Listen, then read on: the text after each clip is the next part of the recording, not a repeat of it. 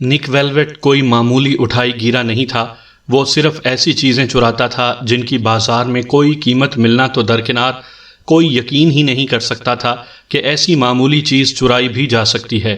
لیکن اس کے باوجود نک ویلویٹ کی چرائی ہوئی چیز کی قیمت، جسے وہ اپنی اصطلاح میں معاوضہ کہا کرتا تھا، دوڑتی ہوئی اس تک پہنچ جایا کرتی تھی، اور اب تو یہ معاوضہ $30,000 تک جا پہنچا تھا۔ ہر ماہ ایک آدھا کیس مل جانا عام سی بات تھی۔ اس کا خیال تھا کہ اگر وہ کوئی دوسرا دھندا کر رہا ہوتا تو اتنا خوشحال ہرگز نہ ہوتا جتنا اسے اس کے اس موجودہ پیشے نے بنا دیا تھا۔ چیزیں چرانے میں وہ کچھ اتنا ہی ماہر تھا، لیکن مسٹر مارٹن کی باتیں سن کر اسے اپنی مہارت پر نئے سرے سے غور کرنا پڑا۔ مارٹن ادھیڑ عمر کا ایک بزنس مین تھا۔ وسکی کا گھونٹ حلق سے اتارنے کے بعد اب وہ تنقیدی نگاہوں سے اپنے سامنے بیٹھے ہوئے نک ویلویٹ کو دیکھ رہا تھا۔ تم چیزیں چراتے ہو؟ اس نے بڑی سنجیدگی سے پوچھا، حالانکہ اسے علم تھا کہ اس وقت وہ ایک چور ہی سے مخاطب ہے۔ جی ہاں، چیزیں، لیکن غیر معمولی اہمیت کی، نک نے کہا۔ دولت اور ہیرے جواہرات کے علاوہ ایک سمندری اژدہا چرا سکو گے؟ مارٹن نے بڑی معصومیت سے کہا۔ نک ویلویٹ نے اپنے ہونٹوں سے سگریٹ الگ کرنے کے بعد مارٹن کے سنجیدہ چہرے پر نظر ڈالی۔ جناب، ایسی کوئی کوشش میں نے کبھی نہیں کی، میں صرف ان چیزوں کو چرانے کی کوشش کرتا ہوں جن کا اس دنیا میں وجود ہو۔ مارٹن نے شاید نک کے جواب میں پوشیدہ طنز کو محسوس کر لیا تھا۔ اس نے ایک طویل سانس لی اور اپنی کرسی کی پشت سے ٹک گیا۔ یہ گفتگو مین ہیٹن کے ایک مشہور ہوٹل کے ایک ایئر کنڈیشنڈ کمرے میں ہو رہی تھی۔ باہر جون کی تیز دھوپ ارض و سما کو جلائے دے رہی تھی، اور اس ایئر کنڈیشنڈ کمرے میں بیٹھا ہوا مسٹر مارٹن ہاتھ میں وسکی کا گلاس تھامے اژدہوں کی دنیا میں مٹر گشت کر رہا تھا۔ بہرحال اس کا وجود ہے، مارٹن نے کمرے میں پھیلے ہوئے طویل سکوت کو توڑتے ہوئے کہا۔ یہ اور بات ہے کہ اب اس کی شکل بدل گئی ہو۔ کینیڈا کے ساحل کے قریب میری ایک تفریح گاہ ہے جو روپہلی جھیل کے نام سے مشہور ہے۔ تیراکی، کشتی رانی اور مچھلی کے شکار کے لیے بہترین جگہ ہے، اور چونکہ یہ گرمیوں کی ابتدا ہے اس لیے میری کمائی کا سیزن شروع ہونے والا ہے۔ تو کیا یہ اژدہا اسی روپہلی جھیل میں پایا جاتا ہے؟ نک نے اپنے گلاس میں مزید وسکی انڈیلتے ہوئے کہا۔ یہی تو مصیبت ہے، مارٹن نے اپنی ران پر ہاتھ مارتے ہوئے کہا، کہ وہ اژدہا روپہلی جھیل میں نہیں بلکہ سنہری جھیل میں پایا جاتا ہے۔ اور یہ سنہری جھیل کہاں واقع ہے؟ میری جھیل سے 20 میل دور شمال کی طرف، مارٹن نے بتایا۔ اور اس سیزن میں سارے سیاح اسی طرف رخ کر رہے ہیں۔ اگر صورتحال یہی رہی تو میں ہاتھ پر ہاتھ دھرے بیٹھا رہوں گا، اور سنہری جھیل کا مالک لیری پائک دونوں ہاتھوں سے دولت سمیٹے گا۔ حالانکہ اس نے اپنا کاروبار پچھلے سال سے ہی شروع کیا ہے، اور پھر وہ کوئی بڑی جھیل بھی نہیں ہے۔ سیاحوں کی ایک بڑی تعداد ہر سال میری جھیل پر آتی تھی، لیکن اس مرتبہ مچھلی کا شکار کرنے والے چند سیاحوں نے دن کے وقت یا ممکن ہے رات رہی ہو وہ چیز وہاں دیکھی ہے، اور اسی لیے سیاح اب ادھر کا ہی رخ کر رہے ہیں۔ وہ چیز یعنی سمندری اژدہا؟ ہاں، مارٹن نے کہا۔ پہلے تو یہ سمجھا گیا تھا کہ وہ لوگ جھوٹ بول رہے ہوں گے، لیکن زیادہ چڑھ جانے کی صورت میں بعض اوقات انسان کو غیر معمولی قسم کی چیزیں نظر آنے لگتی ہیں۔ لیکن ان میں سے ایک خاص سیاح نے اس کا فوٹو بھی اتارا تھا، حالانکہ اس کا فاصلہ زیادہ ہونے کی وجہ سے فوٹو میں کسی چیز کی واضح نشاندہی نہیں ہو سکی ہے۔ یعنی آپ یہ کہنا چاہتے ہیں کہ حقیقت میں اژدہا موجود ہے؟ نک نے کہا۔ ہو بھی سکتا ہے اور نہیں بھی۔ میں نے جب پہلی بار اس جھیل میں کسی اژدہے کی موجودگی کے بارے میں سنا تو بہت خوش ہوا۔ میں سمجھ رہا تھا کہ اس سے لیری پائک کے بزنس کو سخت نقصان پہنچے گا، کیونکہ ایسی جھیل میں کون تفریح کرنا پسند کرے گا جس میں کوئی اژدہا ہو؟ لیکن یہ محض میری خوش فہمی تھی۔ اتنا کہہ کر مارٹن نے اپنے گلاس کی وسکی حلق میں انڈیل لی۔ نک پرتجسس نظروں سے اس کی طرف دیکھ رہا تھا۔ مارٹن نے گلاس میز پر رکھتے ہوئے کہا، کیونکہ جب سے سیاحوں نے سنہری جھیل میں کسی اژدہے کی موجودگی کے بارے میں سنا ہے، اس کو ایک نظر دیکھنے کے شوق میں اسی طرف دوڑے چلے جا رہے ہیں۔ نک کو یاد آیا، بے شک پچھلے دنوں اخبارات میں اس نے ایسی کوئی خبر ضرور پڑھی تھی، لیکن یہ سوچ کر کہ گھٹیا قسم کے اخبارات صفحہ بھرنے کی غرض سے اس قسم کی خبریں چھاپتے رہتے ہیں، اس نے اس خبر پر کوئی دھیان نہیں دیا تھا، اور پھر اگر کسی جھیل میں کوئی اژدہا دیکھا بھی گیا تھا تو ایک چور کی صحت پر اس کا کیا اثر پڑ سکتا تھا؟ لہٰذا اب وہ سنہری جھیل میں کسی اژدہے کی موجودگی پر یقین کرنے کے لیے مجبور تھا۔ تو یہ پچھلے ماہ کا ذکر ہے؟ اس نے مارٹن سے پوچھا۔ ہاں، اور پچھلے ماہ سے ہی میرا بزنس ٹھپ ہو گیا ہے۔ اس ہفتہ بھی ایک جوڑا اس شے کو دیکھنے میں کامیاب ہو گیا تھا جب وہ چاندنی رات میں جھیل کی سطح پر تیر رہی تھی۔ ممکن ہے کہ وہ اژدہا نہ ہو، وہ خاص ہستیوں کو ہی نظر آتا ہو۔ بہرحال کچھ نہ کچھ ہے ضرور، مارٹن نے کچھ سوچتے ہوئے کہا۔ ہاں، خوب یاد آیا، لیری پائک ایک زمانے میں سرکس میں رہ چکا ہے اور وہ جانوروں کو تربیت دینے میں بڑا ماہر ہے۔ تو آپ یہ کہنا چاہتے ہیں کہ وہ کسی اژدہے کو سدھانے میں کامیاب ہو گیا؟ مجھے یقین تو نہیں ہے، لیکن وہ جو کچھ بھی ہے میں اسے ہر قیمت پر حاصل کرنا چاہتا ہوں، مارٹن نے فیصلہ کن لہجے میں کہا۔ آپ جانتے ہیں کہ ایسی انوکھی چیزیں چرانے کی فیس میں $30,000 لیا کرتا ہوں۔ میرے لیے یہ رقم زیادہ نہیں ہے، دوسری صورت میں مجھے اپنی جھیل سے ہاتھ دھونا پڑے گا۔ مجھے نظر آ رہا ہے کہ اس بار میں ٹیکس کی رقم بھی نہ نکال سکوں گا جو مجھے حکومت کو ادا کرنی ہے۔ اچھی بات ہے مسٹر مارٹن، نک نے کھڑے ہوتے ہوئے کہا، میں اس اژدہے کو چرانے کی کوشش کروں گا، بشرط یہ کہ اس کا وجود ہو۔ نک ویلوٹ کو یاد نہیں آ رہا تھا کہ وہ کینیڈا کے ساحل پر کبھی آیا ہو، اور پھر روپہلی اور سنہری جھیل والے علاقے تو اس کے لیے بالکل نئے تھے۔ وہ محض اندازے سے مارٹن کے بتائے ہوئے راستے پر اپنی کار دوڑائے چلا جا رہا تھا۔ اسے اپنے سامنے سیاہ تارکول کی سڑک سانپ کی طرح بل کھاتی ہوئی نظر آ رہی تھی۔ آخرکار ایک دوراہے پر اسے رک جانا پڑا۔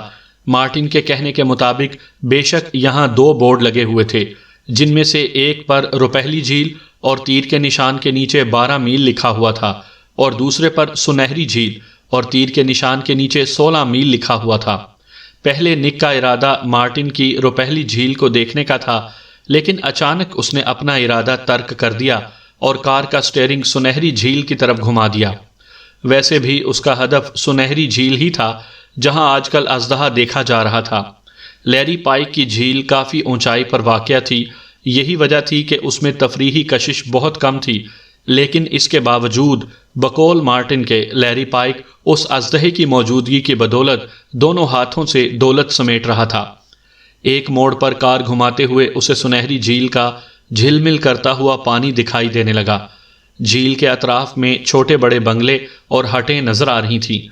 اسے مارٹن کا بیان کچھ درست معلوم ہونے لگا، کیونکہ ابھی سیزن ٹھیک سے شروع بھی نہیں ہوا تھا، لیکن جھیل کی سطح پر کشتیوں کی ایک اچھی خاصی تعداد نظر آ رہی تھی۔ جگہ جگہ بورڈ لگے ہوئے تھے جن پر آنے والے سیاحوں کے لیے مختلف ہدایات درج تھیں۔ ایک بورڈ پر اس کی نظر پڑی جس پر لکھا تھا آفس سنہری جھیل۔ تیر کے نشان کے سامنے ایک بڑی عمارت تھی۔ عمارت کے سامنے میدان میں بہت سی کاریں کھڑی تھیں۔ نک نے اپنی کار پارک کی اور نیچے اتر آیا۔ سب سے پہلے اس کی نظر جس چیز پر پڑی وہ ایک سڈول جسم والی لڑکی تھی جو سفید نکر پر نیلے رنگ کے کپڑے پہنے ہوئے تھی۔ وہ ہاتھ میں ایک رجسٹر تھامے اس کے قریب سے ہی گزر رہی تھی۔ کیا آپ بتا سکیں گی کہ مسٹر پائک کا آفس کس طرف ہے؟ نک نے اس سے پوچھا۔ کیوں نہیں، لڑکی نے کہا، میں مسٹر پائک کی سیکرٹری ہوں، آئیے میرے ساتھ۔ نک اس کے پیچھے پیچھے چلنے لگا۔ پھر جیسے ہی اس کی نظریں لڑکی کے جسم کی نشیب و فراز پر پڑیں، لڑکی نے گھوم کر اسے کہا، مسٹر پائک کو آپ کا کیا نام بتاؤں؟ مجھے ویلوٹ کہتے ہیں۔ یعنی مخمل؟ لڑکی نے شرارت آمیز لہجے میں کہا۔ اور مصنف ہوں، نک نے مسکراتے ہوئے کہا۔ تب تو آپ یقیناً اسی اژدہے کے سلسلے میں آئے ہیں۔ آپ نے بڑی جلدی اندازہ لگا لیا محترمہ۔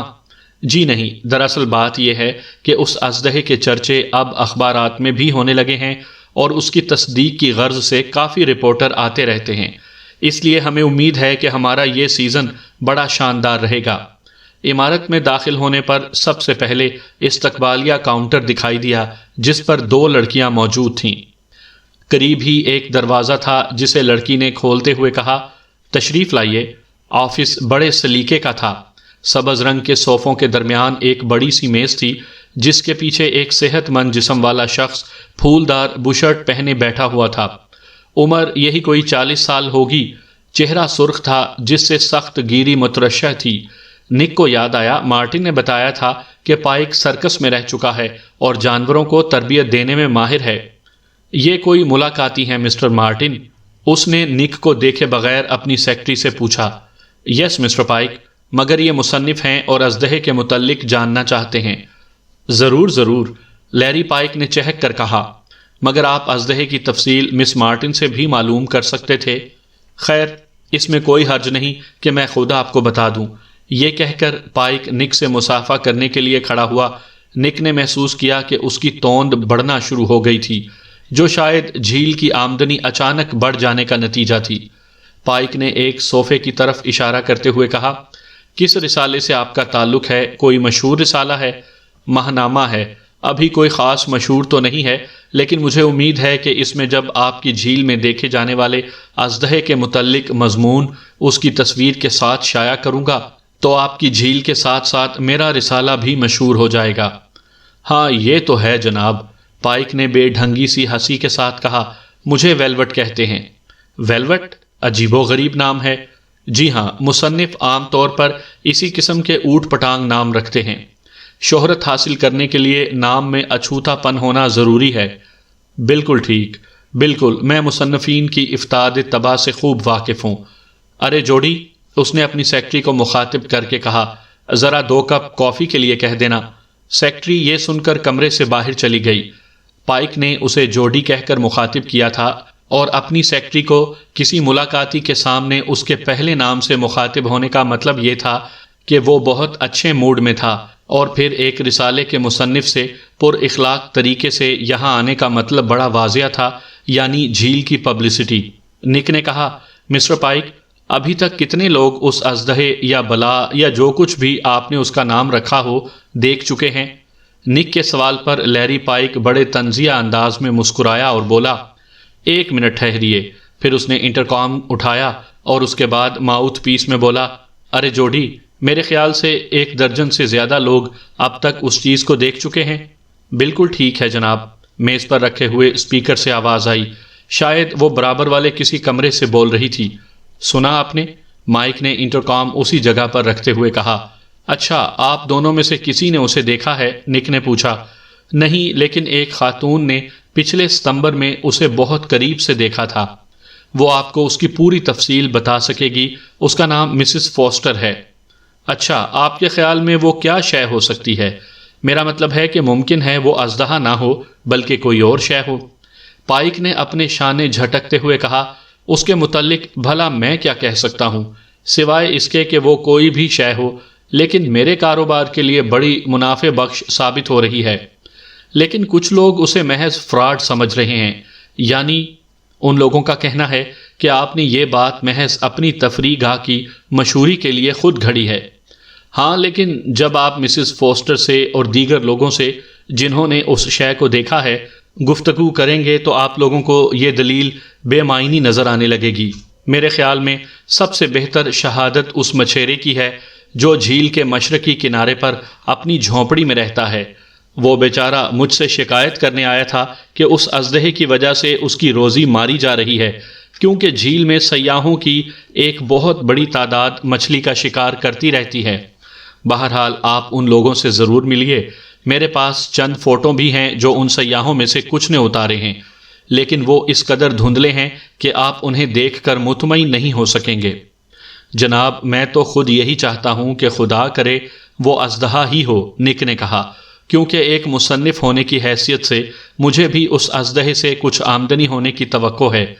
جی ہاں، ٹھیک ہے۔ اور پھر پائک نے جملہ پورا کرنے سے پہلے اپنے سامنے پڑے ہوئے پیکٹ میں سے سگریٹ کھینچا اور سلگاتے ہوئے بولا، اس شے کو فراڈ گرداننے میں روپہلی جھیل کا مالک مارٹن سب سے پیش ہے، کیونکہ میری تفریح گاہ کی شہرت کی وجہ سے اس کے بزنس پر کافی اثر پڑا ہے۔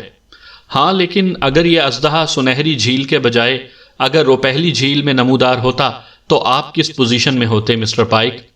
ارے وہ میں، لیری پائک نے بغلیں جھانکتے ہوئے کہا، وہ میرے کہنے کا مطلب یہ ہے کہ ہر شخص کے سوچنے کا طریقہ مختلف ہوتا ہے۔ آپ نے مجھے لاجواب کر دیا ہے مسٹر پائک، نک نے جھیپ جانے کے سے انداز میں کہا۔ ویسے میں مسز فوسٹر سے ضرور ملوں گا۔ کافی ختم ہونے کے بعد پائک بولا، اگر مسز فوسٹر کے پاس آپ ابھی جانا چاہتے ہوں مسٹر ویلوٹ، تو جوڈی آپ کو وہاں چھوڑ آئے گی، وہ ہٹ نمبر 112 میں ٹھہری ہوئی ہیں۔ پھر چند رسمی جملے ادا کرنے کے بعد نک ویلوٹ پائک کے دفتر سے باہر نکل آیا۔ مس جوڈی بھی اس کے ساتھ تھی۔ تمہاری کار دیکھ کر تو اندازہ ہوتا ہے کہ تم کسی رسالے کے مصنف نہیں بلکہ ایڈیٹر ہو، اس نے نک کے برابر بیٹھتے ہوئے کہا۔ اگر نہیں ہوں تو اب ضرور ہو جاؤں گا، تم ذرا مجھے مسز فوسٹر کی ہٹ کا راستہ بتلاتی جاؤ، نک نے اگنیشن میں چابی گھماتے ہوئے کہا۔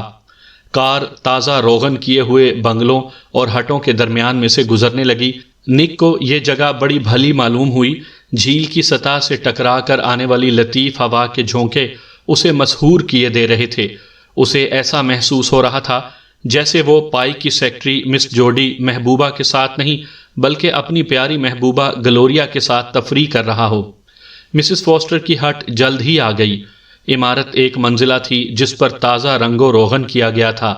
ڈرائنگ روم میں ایک ہی عمر کی 4 عورتیں برج کھیل رہی تھیں اور ان میں سے ایک کی طرف اشارہ کرتے ہوئے مس جوڈی نے کہا، یہ ہیں مسز فوسٹر۔ مسز فوسٹر کی عمر کم از کم 40 سال ضرور رہی ہوگی۔ چہرہ زیادہ دلکش نہیں تھا، لیکن اسے دلکش بنانے کے لیے اس نے گہرے میک اپ کا سہارا ضرور لیا تھا۔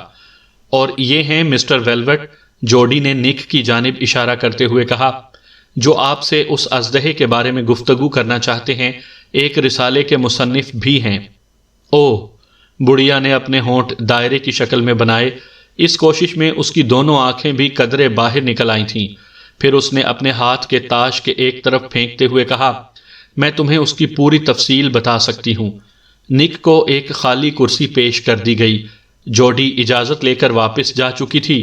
کرسی سنبھالنے کے بعد نک نے ان تینوں عورتوں پر بھی سرسری نظر ڈالی جو شاید کچھ بوریت محسوس کرنے لگی تھیں، لیکن اس کے برخلاف مسز فوسٹر کے چہرے کی بشاشت دیکھ کر اس نے اندازہ لگایا کہ شاید وہ اس انتظار میں ہی تھی کہ وہ کسی کو اژدہے کی تفصیل بتائے اور اپنا پیٹ ہلکا کرے۔ میں اس اژدہے کے وجود پر شبہ کر رہی تھی کیونکہ میں اس قسم کی خیالی چیزوں پر قطعی یقین نہیں رکھتی، لیکن چونکہ مسٹر سیلی براؤن بھی اسے دیکھ چکے ہیں اس لیے مجھے اپنی آنکھوں پر یقین کرنا پڑا۔ اژدہے کے متعلق بتاتے وقت وہ ویلوٹ کے ساتھ ساتھ اپنی تینوں سہیلیوں کو بھی برابر مخاطب کرتی جا رہی تھی، حالانکہ نک کا اندازہ تھا کہ اس کی یہ سہیلیاں 20 مرتبہ اس تذکرے کو سن کر بور ہو چکی ہوں گی۔ مسز فوسٹر نے اپنا بیان جاری رکھتے ہوئے کہا، ہاں تو وہ پورے چاند کی رات تھی اور جھیل کے وسط میں تیزی سے تیرتے ہوئے اژدہے کے لمبے لمبے کان صاف دکھائی دے رہے تھے۔ کان؟ نک نے حیرت سے کہا۔ ہاں، اس کے 2 کان تھے، دور سے چھوٹے دکھائی دے رہے تھے لیکن مجھے یقین ہے کہ وہ 1 فٹ سے کسی طرح کم نہیں ہوں گے۔ وہ اپنے ان کانوں سے کئی فٹ اونچا پانی اڑا رہا تھا اور میں اپنی موٹر بوٹ سے اس کا پیچھا کر رہی تھی۔ آپ اس کے کتنے قریب جا سکی تھیں؟ میرے اور اس کے درمیان مشکل سے 20 یا 30 فٹ کا فاصلہ رہ گیا ہوگا۔ وہ زیادہ بڑا نہیں تھا، اس کا سر زیادہ سے زیادہ 2 یا 3 فٹ لمبا رہا ہوگا۔ اف میرے خدا، اسے دیکھ کر میرے رونگٹے کھڑے ہو گئے تھے۔ رنگ شاید گہرا سبز تھا، لمبے لمبے کانوں میں سبز گھاس کے تنکے بھی پھنسے ہوئے تھے۔ آپ اس کی لمبائی دیکھ سکی تھیں؟ لمبائی؟ مسز فوسٹر نے کچھ سوچتے ہوئے کہا، نہیں، کیونکہ وہ ہر تھوڑی دیر بعد ایک غوطہ ضرور لگاتا تھا۔ نک نے کچھ سوچتے ہوئے کہا، پھر کیا ہوا؟ پھر؟ مسز فوسٹر نے آنکھیں باہر نکال کر کہا، پھر وہ اچانک میری طرف بڑھنے لگا۔ یہ کہہ کر وہ اس طرح سنبھل کر بیٹھ گئی جیسے اس وقت بھی وہ اژدہا اس کی طرف آ رہا ہو۔ پھر کیا ہوا مسز فوسٹر؟ پھر وہ میری بوٹ کے قریب سے گزر کر کنارے کی طرف چلا گیا۔ اوہ، تو اس نے کچھ نہیں کہا؟ میرا مطلب ہے کہ اس نے آپ پر حملہ تو نہیں کیا؟ بالکل نہیں۔ اچھا، آپ نے اس کا مزید تعاقب نہیں کیا؟ نہیں، میں دراصل اسے اپنی طرف آتا دیکھ کر اس قدر خوف زدہ ہو گئی تھی کہ دوبارہ تعاقب کرنے کی ہمت نہ کر سکی۔ آپ کو یقین ہے مسز فوسٹر کہ وہ اژدہا ہی تھا؟ بلا شبہ وہ اژدہا ہی تھا۔ آپ نے اس سے قبل کبھی اژدہا دیکھا تھا؟ نہیں۔ تو آپ اسے اژدہا کیسے سمجھ رہی ہیں؟ مسز فوسٹر بغلیں جھانکنے لگی، لیکن اس نے بڑی ڈھٹائی سے کہا، دراصل مجھے بھی پہلے شبہ ضرور ہوا تھا، لیکن بعد میں مسٹر سیلی براؤن نے اس کی تصدیق کر دی تھی کہ وہ اژدہا ہی ہے۔ مسٹر سیلی براؤن؟ نک نے سوچتے ہوئے کہا۔ وہی مچھیرا تو نہیں جو جھیل کے مشرقی کنارے پر رہتا ہے؟ ہاں ہاں وہی، وہ تنہا وہاں رہتا ہے، اس کی جھونپڑی کے علاوہ اور کوئی جھونپڑی وہاں نہیں ہے۔ ویلوٹ جب جانے کے لیے کھڑا ہوا تو مسز فوسٹر نے کہا، او تو کیا آپ اب سیلی براؤن کے پاس جائیں گے؟ ضروری نہیں ہے، نک نے کہا۔ دراصل آپ نے اژدہے کی تصویر کچھ اس پیرائے میں کھینچی ہے کہ اب مجھے مزید کسی تصدیق کی ضرورت نہیں۔ اب مجھے بھی اس اژدہے کے وجود پر یقین آ گیا ہے۔ مسز فوسٹر کی ہٹ سے نکلنے کے بعد اب نک کی کار جھیل کے مشرقی کنارے کی طرف جا رہی تھی۔ وہ مسز فوسٹر سے یہ تو ضرور کہہ آیا تھا کہ اب مسٹر سیلی سے ملنے کی ضرورت نہیں، لیکن اب اس کا خیال تھا کہ مل لینے میں کوئی حرج نہیں۔ ویسے بھی کسی شے کو چرانے سے پہلے اس کے متعلق مکمل معلومات ضروری ہوتی ہیں، اور پھر یہ تو سمندری اژدہے کا معاملہ تھا۔ نک ابھی تک یہ فیصلہ نہیں کر پایا تھا کہ وہ اس اژدہے کو قابو میں کرنے اور اسے چرانے کے لیے کیا طریقہ کار اختیار کرے گا۔ مسٹر سیلی براؤن کی جھونپڑی تلاش کرنے میں اسے کوئی خاص دقت نہیں ہوئی۔ درختوں کے جھنڈ کے نیچے وہی ایک واحد جھونپڑی تھی۔ سیلی براؤن اسے جھونپڑی سے باہر ہی ٹہلتا ہوا ملا، جیسے وہ اسی کا انتظار کر رہا ہو۔ ممکن تھا کہ اسے پہلے ہی سے مطلع کر دیا گیا ہو، یا ممکن تھا کہ یہ محض اتفاق رہا ہو۔ نک نے سوچا، میں اس جھیل میں نظر آنے والے اژدہے کے متعلق کچھ معلومات چاہتا ہوں۔ نک نے اس سے کہا، کیا آپ اس سلسلے میں میری کچھ مدد کر سکتے ہیں؟ میرے خیال سے سب سے پہلے آپ ہی نے اسے دیکھا تھا۔ ہاں، سب سے پہلے یہ شرف شاید مجھے ہی حاصل ہوا، لیکن اب میں اسے کئی مرتبہ دیکھ چکا ہوں۔ سیلی نے پائپ کا دھواں فضا میں بکھیرتے ہوئے کہا۔ اس کے لہجے میں بڑا طنز چھپا تھا جسے نک محسوس کیے بغیر نہ رہ سکا۔ سیلی نے اپنا بیان جاری رکھتے ہوئے کہا، پہلی مرتبہ لیبر ہالیڈے کے تعطیلات کے موقع پر میں نے اسے دیکھا تھا۔ بڑی بھیانک چیز ہے، لمبی گردن اور لمبے سبز چہرے پر دہکتی ہوئی سرخ سرخ آنکھیں۔ پہلے تو میں سمجھا کہ شاید مچھلی ہے، لیکن جب اس نے پھپکا مار کر کئی گز پانی اوپر اڑایا تو میرے ہوش اڑ گئے۔ اگر میں کشتی وہاں سے ہٹا نہ لے گیا ہوتا تو شاید وہ اسے الٹ ہی دیتا۔ یہ کہہ کر اس نے ہونٹوں میں پائپ دبایا اور گہرے گہرے کش لینے لگا۔ نک ویلوٹ نہ جانے کیوں خود کو اس وقت احمق تصور کرنے لگا تھا۔ سیلی براؤن نے پھر کہا، اگر تم ہٹ نمبر 112 والی اس بڑھیا سے ملے ہو تو وہ تمہیں اچھی طرح اس اژدہے کی تفصیل بتا دیتی۔ تم نے یہاں آنے کی زحمت بیکار کی نوجوان۔ ارے وہ بڑھیا تو مجھے خپتی دکھائی دیتی ہے، میں اس سے مل چکا ہوں۔ اس کی باتوں سے مسخرہ پن جھلکتا ہے۔ میں چاہتا تھا کہ کسی سنجیدہ آدمی سے معلومات حاصل کروں، اسی لیے آپ کے پاس چلا آیا۔ بہرحال سیاح لوگ جس قسم کی چیزوں کو دیکھنا پسند کرتے ہیں ویسی ہی چیزیں انہیں نظر آنے لگتی ہیں۔ وہ گہرے سبز رنگ کا سپاٹ جلد والا اژدہا ہے۔ سر اور گردن کے تناسب سے میں نے اندازہ لگایا ہے کہ اس کی لمبائی کم سے کم 50 فٹ ضرور ہوگی۔ سیلی نے کہا، آپ مچھلیاں بیچنے کے لیے پکڑتے ہیں؟ نک نے حیرت زدہ ہونے کے بجائے سوال کیا۔ ہاں، کیوں؟ تو پھر محترم مجھے کہنے دیجئے کہ آپ اس اژدہے سے قطعی واقف نہیں ہیں۔ یہ اندازہ تم نے کس طرح لگایا؟ یہی نہیں بلکہ میں نے یہ اندازہ بھی لگایا ہے کہ آپ کو محض اس اژدہے کی وجہ سے تجارت میں کافی نقصان ہو رہا ہے۔ تم کون ہو؟ سیلی نے اسے مشتبہ نظروں سے دیکھتے ہوئے کہا، میں ایک سیاح ہوں، لیکن کسی سمندری اژدہے کے وجود پر قطعی یقین نہیں رکھتا۔ یہ محض ایک تصوراتی افریت ہے۔ میں نے سنا ہے کہ اس جھیل کے مالک لیری پائک نے آپ کو دھمکی بھی دی ہے۔ ہاں، وہ چاہتا ہے کہ میں اپنی اس جھونپڑی کو اٹھا کر کہیں اور لے جاؤں، لیکن پائک کی یہ کوشش کامیاب نہیں ہو سکتی۔ میں اس اژدہے کو کان سے پکڑ کر باہر لے آؤں گا، پھر سب لوگ دیکھیں گے۔ وہ کس طرح؟ نک نے سوال کیا۔ یہ دیکھو۔ وہ نک کا ہاتھ پکڑ کر اسے اپنی جھونپڑی کے ایک گوشے میں لے گیا، جہاں مچھلیاں پکڑنے والا ایک بہت بڑا جال رکھا ہوا تھا۔ اس جال سے کئی ٹن وزنی مچھلی بھی پکڑی جا سکتی تھی۔ اس جال کے آگے سنہری جھیل میں کوئی شعبدہ کام نہیں کر سکے گا۔ نک حیرت سے اس جال کو دیکھ رہا تھا۔ سیلی نے کہا، میں ہر روز صبح و شام شکار پر جاتے وقت اس بھاری جال کو بھی اپنی کشتی میں رکھ لیتا ہوں۔ جب بھی وہ اژدہا مجھے سطح پر نظر آیا، سمجھ لو کہ اس کا آخری دن ہوگا۔ نک نے تعریفی نگاہوں سے سیلی کی طرف دیکھا اور گردن ہلائی۔ بڑا کارآمد جال تھا، بلکہ وہ تو یہاں تک سوچ رہا تھا کہ کہیں اژدہا چرانے سے پہلے اسے سیلی کا یہ جال نہ چرانا پڑے۔ ظاہر تھا کہ وہ اس اژدہے کا شکار کسی غلیل یا رائفل سے تو کرنے سے رہا۔ یہ اور بات تھی کہ بعد میں وہ اس جال کو معذرت کے ساتھ اسے لوٹا دیتا۔ وہ سیلی سے نصف گھنٹے تک مزید گفتگو کرتا رہا۔ دراصل سیلی کے عجیب و غریب رویے نے اسے الجھن میں ڈال دیا تھا، لیکن وہ اتنا اندازہ ضرور لگا چکا تھا کہ سیلی اس اژدہے کو پکڑنے کا مصمم ارادہ کر چکا ہے۔ مجموعی طور پر نک کا خیال تھا کہ سیلی سے اس کا ملنا نہایت کارآمد رہا۔ سامعین کرام، آپ سن رہے تھے نک ویلوٹ کی چوریوں کے سلسلے میں ایک اردو کہانی سنہری جھیل کے اژدہے کی چوری۔ یہ اس سلسلے کی پہلی قسط تھی۔ مجھے امید ہے آپ کو میری یہ کاوش پسند آئی ہوگی۔